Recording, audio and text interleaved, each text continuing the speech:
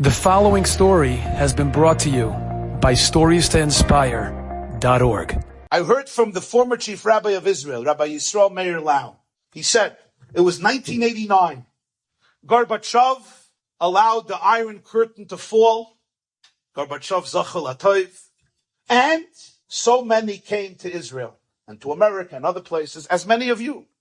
And there was a big question, who's Jewish, who's not Jewish, who's coming for the ride, who's coming for the shwama, who's coming for the lafa, who's coming for the ice cream, who's coming because the stability of Israeli governments,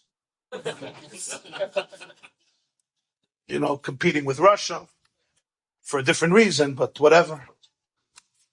By the way, one of the reasons most Jews don't know about Soviet history is because many Jewish intellectuals were enamored by Stalin and socialism till a few years ago.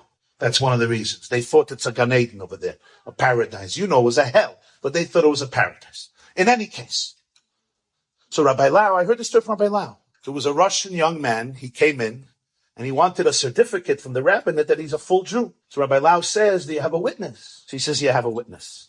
And he calls in an old Lubavitcher, an old Chabad Chassid, to come into the office, and he comes in, and Rabbi Lau says, you know him? He says, I don't know him, but I know his mother very well. And I was at his bris. He's a Jew.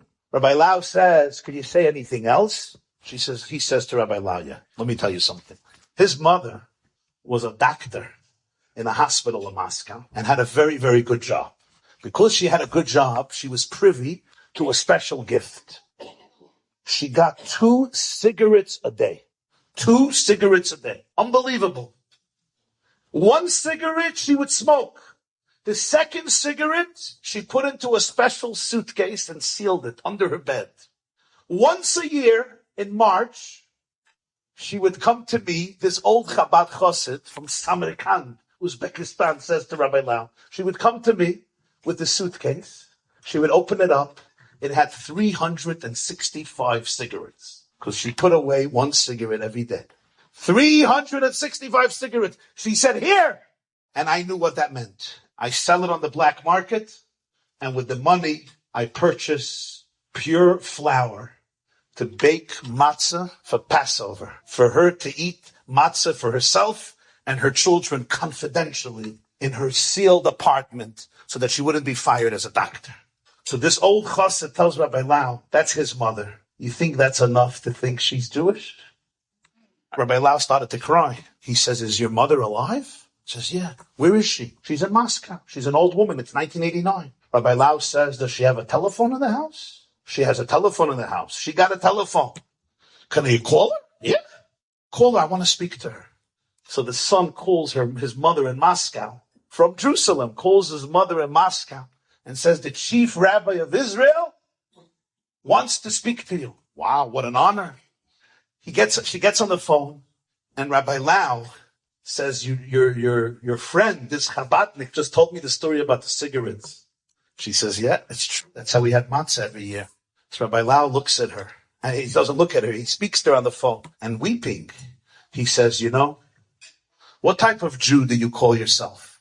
And she says, I'm not a religious Jew. I'm not like you. I know nothing. He said, I want to tell you something. The Torah says that you should remember the day you left Egypt every day of your life. So most of us, like robots, we say, yeah, we left Egypt. He says, you're the first person in my life that I have met who celebrated Pesach every day of the year and who remembers the Exodus every day. I remember the Exodus when I sit at the Seder. You put away a cigarette every day.